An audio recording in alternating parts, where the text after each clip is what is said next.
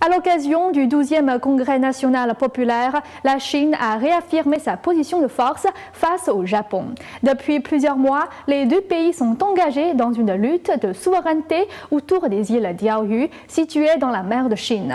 Malgré les nombreux appels au calme pour éviter un conflit armé ouvert, la Chine continue de défendre ses positions avec agressivité. Lundi dernier, une porte-parole chinoise a profité de la conférence de presse avant le 12e congrès national du peuple pour s'en prendre à un journaliste japonais et affirmer les intentions du Parti communiste sur la chaîne d'îles contestée. Lundi dernier, le journaliste japonais avait posé une question sur la politique étrangère chinoise qui a été accueillie par des rires.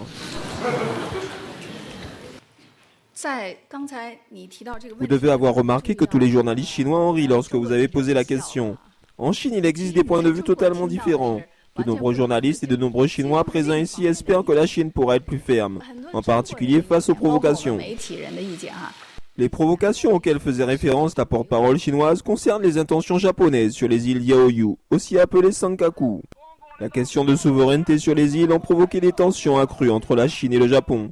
Les deux parties ont envoyé des avions et des navires de surveillance dans la région pour asseoir leur souveraineté. Cette agression militaire a suscité des inquiétudes parmi les observateurs internationaux qui craignent de voir se déclencher une guerre totale. Selon un traité américain signé après la Seconde Guerre mondiale, les îles se trouvent sous l'autorité administrative du Japon. Mais récemment, la Chine a adopté une position ferme au sujet des îles et déclaré leur appartenance au territoire chinois. Selon des études scientifiques, les îles Diaoyu abriteraient de grandes réserves de gaz et autres richesses naturelles.